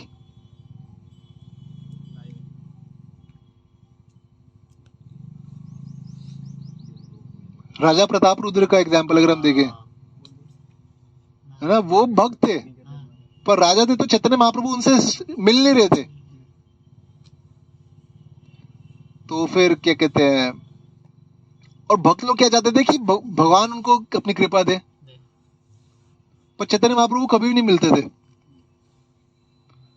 तो एंड में क्या हुआ, उन्होंने क्या किया, उन्होंने एक सोने का झाड़ू लिया, और जब रथ यात्रा थी तो उसके आगे, है ना, भक्तों ने सजेस्ट किया था। और फिर भक्तों ने क्या बताया कि रथ यात्रा के बाद भगवान कहाँ पे जाते हैं? जगन्नाथ वल्लभ गार्डन है पुरी में, वहां पे विश्राम करते हैं, तो वहां पे जाना और उनके चरण दबाना ना। तो भक्त लोग तो चाहते हैं कि दूसरे को कृपा मिले, पर द्वेष में क्या होता है कि जब दूसरे को कृपा मिल रही होती है, और स्पेशली जब हमारा जितना घनिष्ठ मित्र होगा, उतनी ज्यादा कभी द्वेष हो जाता है ना। तो क्या मंत्रा की भावना है, और उसको तो क्या हुआ, भगवान से द्वेष हो गया इतना ज्यादा, और उसने भगवान को वनवास में भेज दिया। ऐसे भगवान जिनके चरण बताए जाते हैं कि इतने कोमल थे, इतने कोमल थे कि वो इवन धरती पे भी रहते थे तो उसके ऊपर निशान पड़ जाता था, लाल हो जाते थे, है ना। साथ में सीता माता भी गई, लक्ष्मण भी गए। और वो क्यों हुआ? क्योंकि भगवान राम का वो राज्याभिषेक नहीं देख सकती थी, है ना। और फिर ऐसी डिस्क्रिप्शन आता है कि जब भगवान को गुरुकुल में भी जाना था, अब 5 साल के हो गए थे, तो वशिष्ठ मुनि ने कहा कि अब इनका गुरुकुल में जाने का समय आ गया। तो वो गुरुकुल में जाते हैं चारों बच्चों को लेकर के, और फिर वहां पे क्या होता है, लेकिन दशरथ महाराज को इतना ज्यादा अपने बच्चों से अटैचमेंट था, क्योंकि वो खुद स्वयं भगवान थे जो चारों थे ना। तो वो भी बार बार आते थे देखने के लिए। अब सोचो कैसे राजा है कौन देखेगा राज्य में क्या हो रहा है, मैनेजमेंट, वो अपने आप चल रहा था, है ना, वो अपने आप चल रहा था, है ना। हमारे साथ भी होता है ना, हमारे कॉलेज में कोई कुछ भी प्रोग्राम हो, एग्जाम हो, पर अगर हम क्लास में आ जाए, कैंप में आ जाए, तो अपने आप मैनेज हो जाती है। ऑफिस में भी कभी देखोगे तो अपने आप मैनेज हो जाता है, क्लासेस कैंसिल हो जाती है, क्लास कैंसिल हो जाती है। ऑफिस में लगता था इतना इंपॉर्टेंट डिलीवरी है, वो अपने आप मैनेज हो जाती है चीजें, है ना। हम भगवान को समय दे रहे हैं तो भगवान अपने आप टेक केयर कर रहे हैं। तो वहां पे आते थे, तो वशिष्ठ मुनि ने कहा कि नहीं आप मत आओ। तो उन्होंने कहा अरे यहाँ पे तो मैं आ तो रहा हूँ, बच्चे को देखने तो आ ही सकते हैं, हम कौन सा उनके साथ करें, पर हमें देखना है उनको। तो उन्होंने कहा नहीं नहीं, ऐसे तुम्हारे जो पुत्र हैं वो बहुत स्पेशल बच्चे हैं और तुम बार बार इधर मत आओ। लेकिन वो बार बार दशरथ महाराज भी कह रहे थे, पर वशिष्ठ मुनि कहते हैं अपनी बात पे अटल थे और वो कहते हैं कि नहीं, अभी इनका ये विद्या का समय है, तो आप बार बार यहाँ पे मत आया करो। पर दशरथ महाराज का तो एक बार एक चीज बुरी होती है कि एक बार ही वो कहाँ जाते हैं, शिकार करने जाते हैं। और शिकार करने जाते हैं, पहले के टाइम में राजा जाते थे शिकार करने के लिए, क्यों? ताकि उनको प्रैक्टिस हो ना निशाना करने की, युद्ध में वायलेंस। तो जनरली वहां पे जाते थे और चीता का, शेर का, है ना, ऐसे का शिकार करते थे।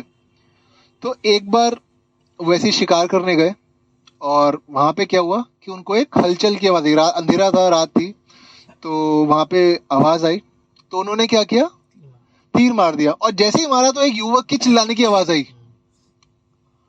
तो वहां पे वो गए भागते देखने के लिए, और उन्होंने क्या देखा कि ये कोई शेर या चीता नहीं है, कौन है, एक बालक है। तो बालक बताता है कि मैं कौन हूँ, श्रवण कुमार हूँ, श्रवण नाम है मेरा। और वो तीर ऐसा लगा था कि वो उसका बचने का कोई स्कोप नहीं था। और वो बताता है कि मेरे पास में ही, मैं तो अपने माता पिता को तीर्थ यात्रा पर लेके जाने के लिए निकला था और उनको प्यास लगी थी, तो मैं इस नदी में जल लेने आया था। और अब वो तीर ऐसा लगा था कि उसने अपने प्राण त्याग दिए। और फिर दशरथ महाराज मतलब बहुत दुखी भी होते हैं कि उन्होंने उनसे ऐसी गलती की। और फिर पास में से उनके माता पिता की आवाज भी आ रही होती है, श्रवण कुमार के, जो अपने पुत्र को बुला रहे होते हैं। तो बड़ी हिम्मत जुटा करके वो श्रवण के माता पिता के पास जाते हैं और उनको बताते हैं कि अभी क्या हुआ। और जब वो बताते हैं, वो इतना प्यासे होते हैं तो वो पानी लेके आते हैं, पर वो पानी पीते नहीं है। और वो दशरथ महाराज को श्राप क्या देते हैं कि जैसे हम अपने पुत्र के वियोग में प्राण त्याग रहे हैं, ऐसे ही तुम्हें भी करना होगा। और वो ऐसा बोलते हुए प्राण त्याग देते हैं। तब सोचो, सेम टाइम फ्रेम में पुत्र की भी मृत्यु हो गई और माता पिता की भी मृत्यु हो गई। और जब ऐसा होता है तो दशरथ महाराज बहुत दुखी हो जाते हैं। दशरथ महाराज फिर वापस आते हैं और बहुत दुखी होते हैं। अपने जो मंत्री होते हैं, जो सेजिस होते हैं, वशिष्ठ मुनि ये सब होते हैं, उनको ये सब चीज बताते हैं। और हमें पता है कि बाद में मंत्रा के साथ का जो माध्यम था कि कैसे भगवान राम ने उसको मिट्टी वाला तीर मारा था, जिसकी वजह से उसका द्वेष और बढ़ गया, है ना। और फिर ये भी श्राप मिला था। तो दशरथ महाराज को क्या होता है कि उनके अंतिम समय में वो भगवान राम को नहीं देख पाते। और उसके बीच में क्या होता है कि विश्वामित्र मुनि भी आते हैं, जब चारों भाई अपना धनुर्विद्या में निपुण हो गए होते हैं, तो कहते हैं कि हम अपने जो कहते हैं यज्ञ करते होते हैं, वहां पे राक्षस वगैरह आते हैं, वो क्या करते हैं, हमारे यज्ञ कुंड के ऊपर मल मूत्र त्याग देते हैं और जो स्त्रियां उनका बलात्कार कर देते हैं, और कभी कभार तो साधुओं को मार भी देते हैं। तो हम चाहते हैं कि आपके पुत्र हमारी सहायता करें। तो दशरथ महाराज के लिए बहुत डिफिकल्ट उनके लिए था कि अरे ये तो बच्चे हैं, ये कैसे जा सकते हैं वहां पे और राक्षसों से युद्ध करेंगे, तो ऐसा कैसे पॉसिबल है। वो कहते हैं कि मैं चलता हूं।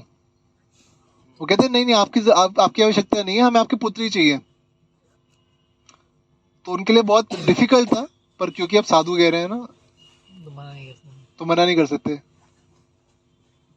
तो फिर वो अपने पुत्र को भेजते हैं और वहां पे भगवान राम और लक्ष्मण जाते हैं और वो सारे राक्षसों को मार देते हैं। और फिर बाद में क्या होता है कि अब दशरथ महाराज सोचते हैं कि मेरा वानप्रस्थ का समय आ रहा है, तो अब क्या होना चाहिए, राज्याभिषेक होना चाहिए। और सबसे योग्य और जो ज्येष्ठ पुत्र हैं वो भगवान राम है, तो राज्याभिषेक भगवान राम को होना चाहिए। और उसका क्या था कि जो भरत और शत्रुघ्न थे वो यहाँ पे नहीं थे। भरत कहाँ पे गए थे, अपने मामा या नाना के घर, मेटरनल ग्रैंड पेरेंट्स के घर पे गए हुए थे। तो सब वहां पे भरत नहीं होते और पूरा राज्याभिषेक के लिए पूरा अयोध्या सजा हुआ है, राज्याभिषेक होने वाला है ना, भगवान राम का कोरोनेशन होने वाला है। और अयोध्यावासी भी यही चाहते थे। उनके लिए जितने पूजनीय दशरथ महाराज थे, उतना ही उनका स्नेह भगवान राम के प्रति भी था। ना भगवान राम का भी कैसा था कि वो जिसके घर में जाते थे वो खुश होता था, उस घर खुशी होती थी तो खुश भी होते थे, और अगर वहां पे कोई शोक का समाचार होता था उनसे ज्यादा रोते थे। तो इतना स्नेह था उनका अयोध्या वासियों के लिए। तो सब लोग खुश होते हैं, पर एक व्यक्ति खुश नहीं होता, वो कौन था? मंत्रा। ना क्यों? वो 20 साल पहले जो हुआ था उसका द्वेष अभी तक हृदय में है ना। इसलिए क्या होना चाहिए? भक्तों के प्रति द्वेष नहीं करना चाहिए ना। वो छोटा सा रहता है बट इट ग्रोज। और फिर मंत्रा क्या करती है?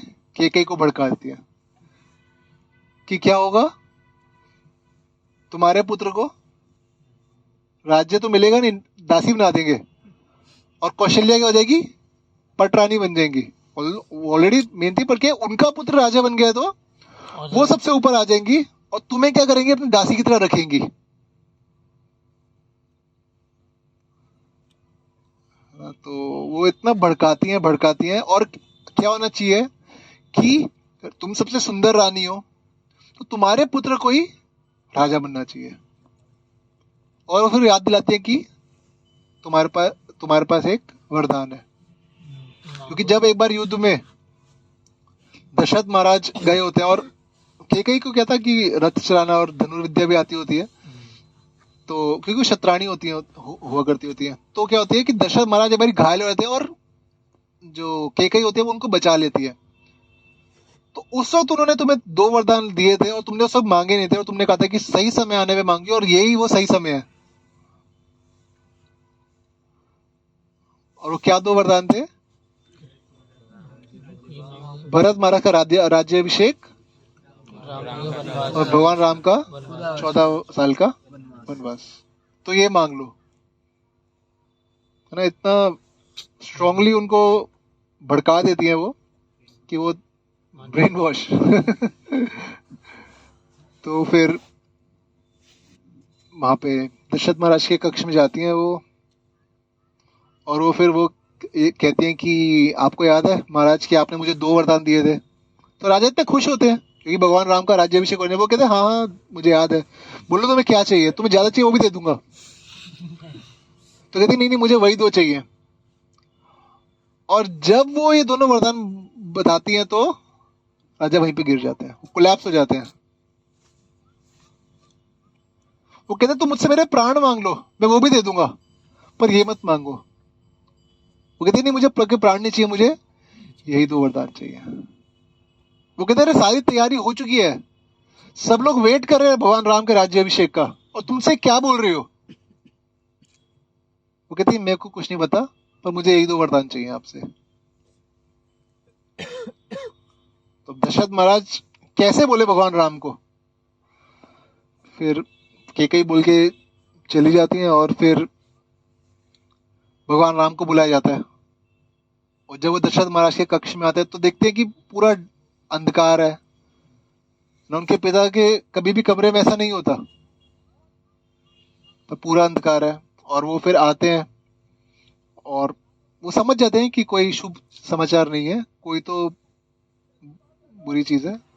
और फिर वो बड़ी मुश्किल से फिर उनको बताते हैं, और भगवान राम बहुत इजीली स्वीकार कर लेते हैं कि जैसी आपकी इच्छा। वो बहुत इजीली स्वीकार कर लेते हैं, और वो कुछ भी ऐसा रिटेलिएट नहीं करते। हाँ, कि हमें तो होता है ना कि पावर पोजीशन पोस्ट मिल रही है, प्रमोशन नहीं हुआ ऑफिस में, मैं तो डिजर्विंग था, जो डिजर्विंग नहीं है उसको मेरे से ज्यादा हाइक मिल गया, तो वहां से चले जाते हैं। और वो जाके सीता माता को बताते हैं कि ऐसे ऐसे है, तो मैं जा रहा हूँ। और सीता माता क्या करती है, क्या कहती है कि मैं भी साथ चलूंगी। वो कह रहे हैं मैं तुम्हें जनक महाराज के यहाँ से, है ना, जनकपुरी से, दिल्ली वाली नहीं, असली जनकपुरी है, वहां से मैं तुम्हें जंगल में रहने के लिए थोड़ा लेके आऊं, और तुम रह भी नहीं पाओगी। तो वो कहती नहीं मुझे कुछ नहीं पता, पर मुझे आपके साथ ही जाना है। और इतना स्ट्रॉन्ग डिटर्मिनेशन होता है कि अगर मेरे पति तपस्या कर रहे हैं तो मैं कैसे यहाँ का ऐश्वर्य भूख सकती हूँ। तो भगवान राम उनको बहुत समझाने की कोशिश करते, पर वो नहीं मानती। फिर कौशल्य को बताते हैं तो कौशल्य माता को तो वो भी कहते हैं कि मैं भी साथ चलूंगी, पर कहते हैं नहीं नहीं माता, है ना, मुझे पता है कि भरत ऐसा नहीं चाहता, और भरत आपका बहुत अच्छे से ख्याल रखेगा, मेरे से भी अच्छा रहेगा, तो आप यहीं पे रुको। और जब लक्ष्मण को पता चलता है तो लक्ष्मण कहते हैं लगता है ये भरत की ही चाल है, उसी को मार देते हैं। पर भगवान राम कहते नहीं, फिर वो कहते हैं कि मैं आपके साथ चलूंगा। भगवान राम कहते हैं कि नहीं नहीं, पहले ही मेरे साथ सीता माता भी है। वो कहते हैं नहीं मैं क्या चलूंगा, आपका आप लोगों का क्या कहते हैं ख्याल कौन रखेगा, है ना, एडवांस पार्टी तो चाहिए, आप लोग जहाँ पे पहुंचेंगे उससे पहले ये अयोध्या का कैंप है ना, ये रेडी रहना चाहिए, आप पहुंचेंगे उससे पहले बिस्तर लगाना चाहिए, है ना, जो कंद मूल जो भी आप खाएंगे वो भी तो तोड़ के लाने हैं, और जंगल में इतने सारे जानवर होते हैं, तो उनसे रक्षा कौन करेगा आपकी, तो मैं तो आप क्या चलूंगा ही चलूंगा। और जब ऐसा डिटर्मिनेशन देखते हैं तो भगवान राम कुछ कह नहीं पाते। और लक्ष्मण जी का क्या है, पर्पज ही क्या है, servitude towards lord Ram. Lakshman भी अपनी पत्नी को बताते हैं, उर्मिला को, पर वो कहते हैं कि मैं आपके साथ नहीं चलूंगी। क्यों, वो क्या अयोध्या का ऐशोआराम चाहती थी? फिर क्या होगा, उनका जो ध्यान है वो डाइवर्ट हो जाएगा, ध्यान डाइवर्ट हो जाएगा ना, कि अपनी वाइफ की भी केयर करनी पड़ेगी, टाइम नहीं दे पाएंगे। और उन्होंने और भी सेवा कैसे करी उर्मिला ने, वो डबल्स होती थी। मुझे तो बढ़िया है सोने को नहीं मिलता ये डबल, पर वो कहते हैं सेवा की भावना थी।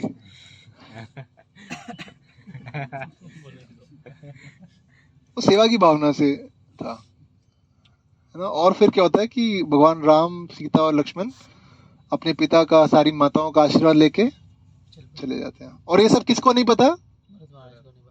भरत को पता ही नहीं है, नानी घर गए थे, उनको पता ही नहीं है कि ये सब मेरे पीछे से हो रहा है। तो फिर किसी को भेजा जाता है कि उनको उनके पिता ने बुलाया, इमीडिएट बुलाया। तो वो कहते हैं ऐसा क्या हो गया कि ऐसा ऐसे बुलाया जा रहा है, तो वो समझ जाते हैं कुछ तो इशू है ना। और एक्चुअली क्या होता है कि उनके पिता नहीं बुलाते, उनके पिता क्या होता है, भगवान राम के विरह में शरीर छोड़ देते हैं एक्चुअली, है ना। और ये समाचार लेकर के किसी को भेजा जाता है वहां पे, तो बताया जाता है कि क्यों बुलाया जा रहा है, पर बोला जाता है कि इमीडिएट अभी के अभी आना है। तो फिर वहां पे वो जो अपने नाना होता है सबका आशीर्वाद लेके निकलते हैं, और जब वो अयोध्या पहुंचते हैं तो पूरा उजड़ा हुआ होता है। और भरत महाराज सोचते हैं कि ऐसा कैसे हो सकता है, अयोध्या में तो क्या होता है, डेली फेस्टिवल हो रहा होता है, जो सारे रास्ते हैं वहां पे क्या सूखे पत्ते गिरे हुए हैं, है ना, वहां पे सारे फूल मुरझाए हुए हैं, कोई दिए नहीं है, कुछ भी नहीं हो रहा, है ना। It is very uncommon for Ayodhya, ऐसा कैसे हो सकता है? तो फिर क्या कहते हैं, भरत महाराज समझ जाते हैं कि कोई तो इनऑस्पिशियस चीज हुई हुई है। तो महल में एंटर करता है, और महल में भी क्या होता है, सब कुछ उजड़ा हुआ होता है। और वो अपने पिता के कक्ष में जाते हैं, और वहां पे कोई रोशनी नहीं होती, कुछ सफाई नहीं हुई होती। वो कहते हैं कभी भी ऐसा तो हो नहीं सकता कि राजा का महल ऐसा हो, क्योंकि उनको पता नहीं पीछे से भगवान राम का भी राज्याभिषेक होने वाला था, तो राजा के महल में आ रहे हैं और वहां पे भी पूरा ऐसा ही होता है। और फिर उनको खबर मिलती है कि उनके पिता ने शरीर छोड़ दिया, तो वहीं पे वो कोलैप्स हो जाते हैं, वो रो रहे होते हैं। और फिर वो रोते रोते कहाँ जाते हैं, अपनी माता के महल में जाते हैं। और जैसे ही वो माता के महल में जाते हैं तो क्या होता है, उनकी माता उनको बोलती है अरे अब तुम्हारा राज्याभिषेक होने वाला है, तुम राजा बनोगे, खुश होके बताती है। तो पूरा टॉपसी टर्वी हो जाता है, कंफ्यूज हो जाता है ये क्या हो रहा है। एक तरफ तो उनके पिता की मृत्यु का शोक, और दूसरा राज्याभिषेक, अगर अब चलो हो गई मृत्यु, अब राज्याभिषेक होना है तो किसका होना चाहिए, भगवान राम का होना चाहिए। तो मेरे बारे में क्यों बात हो रही है? तो फिर जो केकई होती है वो क्या बताती हैं कि अरे तुम्हें पता नहीं है, तुम्हारे भाई की तो ऐसी चाल थी कि खुद राजा बन के फिर हमें अपना दास बना लेता। तो इसलिए मैंने क्या किया, जो वर थे, जो मेरे मेरे पास इच्छाएं थी, मतलब जो बेनेडिक्शन दिया था, वो मैंने मांग लिया ताकि तुम राजा बन पाओ। अब तो तुम्हारे पिता भी नहीं रहे, तो राजा चाहिए ही चाहिए। तो क्या अब तुम राजा बन जाओ, बन सकते हो। तो ये तो मतलब उनके लिए और भी डिवेस्टेटिंग न्यूज थी कि क्या हुआ कि एक तो मेरे पिता की मृत्यु हो गई है, और जो मेरे भाई हैं उनको सीता माता लक्ष्मण के साथ एग्जाइल वन में चले गए हैं। और मैं क्या हूँ, मैं राजा हूँ, मैं यहाँ पे हूँ अयोध्या में, ऐशो आराम एंजॉय करूंगा। मैं रीजन हूँ ऐसा चीज़। हाँ, और मैं रीजन हूँ। तो ऐसा सोचते हैं, है ना। वहां पे भगवान राम कैसे रह रहे होंगे, साधारण से कपड़े पहन के, नंगे पाँव, जंगलों में जहाँ पे जानवर भी हैं और दानव भी रहते हैं, ऐसी जगह पे चल रहे होंगे। तो अपनी माता से कहते हैं कि आज से ही मिले तुम मर गए हो, और मेरा तुमसे कोई रिश्ता नहीं है ना। और फिर क्या कहते हैं, फिर आप सबको स्टोरी पता ही है कि क्या कहते हैं, वो सबको इकट्ठा करते हैं मंत्रियों को, और वो कहते हैं क्या करना चाहिए। वो कहते हैं कि देखो राजा की तो जरूरत है ही, अगर राजा नहीं होगा तो क्या होगा, यहाँ पे चोरी चकारी, है ना, जो पाप कार्य हैं वो बढ़ जाएंगे। तो वो कहते हैं कि मैं तो राजा नहीं बन सकता, तो भगवान राम ही बनेंगे। तो वो फिर सब करके एक साथ जाते हैं, और रास्ते में उनको गुहा मिलते हैं, है ना, जिन्होंने भगवान राम को भी पहले शेल्टर दिया होता है। तो गुहा बोलते हैं कि भरत क्या करने आ रहे हैं, भगवान राम को मारने आ रहे हैं। तो अपने जो सारे शिकारी जो होते हैं, संगी होते हैं, उनको क्या बोल देते हैं कि हमें पता है कि हम इन्हें हाथ मरेंगे, पर फिर भी हमें क्या करना है, प्रयास करना है। तो लेकिन सबसे पहले गुहा कहता है कि मैं आगे जाता हूँ, और गुहा आगे जाते हैं। और फिर उनको वो इंटेंशन समझते हैं कि भरत महाराज की इंटेंशंस गलत नहीं है। तो फिर वो गुहा कहते हैं कि आप अभी आप थक गए होंगे, आपके साथ ही सेना है, इतने लोग हैं, तो वो विश्राम के लिए जगह बनाते हैं सबके लिए, सबकी सेवा करते हैं। और फिर वो आगे चलते हैं, और आगे चलते तो क्या होता है, इतनी जोर से आवाज आ रही होती है पूरी आर्मी की कि लक्ष्मण को लगता है कि हमारे ऊपर कोई अटैक कर रहा है।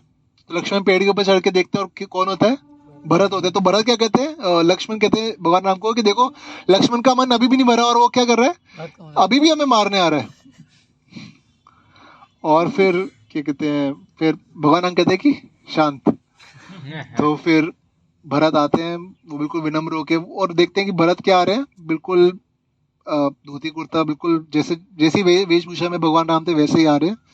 वहां पे आते हैं, और वो विनम्र होके बोलते हैं कि वो पहले समाचार देते हैं कि उनके पिता ने शरीर छोड़ दिया। तो वो दोबारा भगवान राम के लिए बहुत शोक का वो था। और वो कहते हैं कि अब पिता नहीं रहे, और जो केकई है वो भी यही चाहती हैं कि आप वापस आ जाओ, तो आप प्लीज वापस आ जाइए। पर भगवान राम कहते हैं कि नहीं, अब ये नहीं हो सकता, क्योंकि मेरे पिता की इच्छा थी। तो फिर क्या रिजॉर्ट है, तो फिर उनकी वो खरम जो खड़ाऊ होते हैं वो लेके जाते हैं, और उनको सिंहासन पे बिठाते हैं, है ना, और वो उनकी हमेशा सेवा करते हैं। और फिर वहां पे वो अपने पिता का श्राद्ध करते हैं, चारों भाई मिलके, है ना। तो हम अगर देखें तो ये जो भगवान राम का जो चरित्र है, जो अयोध्या है, दशरथ महाराज है, ये बहुत ही दिव्य है। और भगवान राम का अगर हम देखें, जैसे भागवतम में भी आता है 9वें स्कंद में, तो सुखदेव गोस्वामी परीक्षित महाराज को कह रहे हैं कि तुमने तो ये भगवान राम के बारे में नहीं होगा। सुना ही होगा, इसलिए बहुत थोड़े संक्षिप्त में ही बता देते हैं। अगर हम देखें भगवान राम की जो कथा है, वो हर उपनिषद में, हर वेद में दी गई है ना। इतनी इंपॉर्टेंस दी गई है भगवान राम का जो विषय है, जो कथा है। इसलिए वो सुखदेव गोस्वामी परीक्षित मान रहे कि आपने तो ये सुना ही सुना होगा, क्योंकि भगवान राम क्या थे, मर्यादा पुरुषोत्तम थे। He was ideal in everything, ideal son, ideal husband, ideal king, ideal brother, हर चीज में आइडियल थे,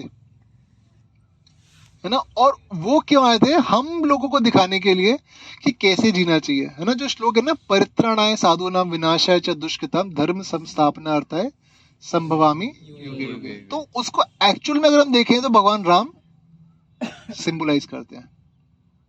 तो we are in this auspicious most holy land of Ayodhya, तो वी आर वेरी फॉर्चुनेट कि हम इस अयोध्या जैसी नगरी में आए हैं, यहाँ पे भगवान राम का जन्म हुआ, जहाँ पे वो रहे, जहाँ पे सीता माता आई है ना, जहाँ पे लव कुश ने खुद रामायण बोली है. So we are very fortunate. तो अभी जो जो भी नेक्स्ट 2.5 days है, so we should utilize this time है ना, in hearing singing glories of lord Ram है ना, taking association of devotees each other में. इट्स इम्पोर्टेंट कि हम एक दूसरे से क्या बातें कर रहे हैं है ना. We should think, read, discuss about Lord Ram only, chant extra rounds है ना. पता नहीं अभी कब आने को मौका मिलेगा next. And we have the association of his guest Rekunchan Prabhu ji as well. So and it's very auspicious कि हमें यहाँ पे आने को मौका मिला है.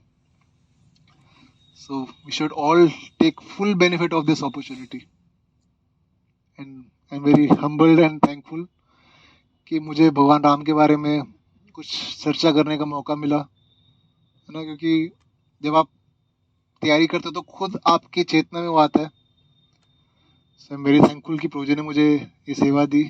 एंड होपफुली भगवान राम की खैर कथा बहुत दिव्य है और मेरी चेतना उतनी दिव्य नहीं है, तो डेफिनेटली कुछ ना कुछ त्रुटि होगी. सो आप सब उसमें कुछ त्रुटि हुई तो मेरे को क्षमा करें. हरे कृष्णा. जय श्री राम. जय श्री राम. जय श्री राम. श्री प्रभुपाद की. सो नेक्स्ट कुछ किसी का कुछ प्रश्न, प्रभु जी आप कुछ ऐड करना चाहते हैं तो.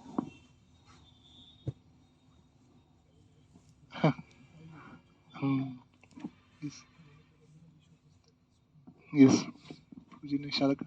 किसी का कुछ है, कोई एक आधा कुछ क्वेश्चन है तो.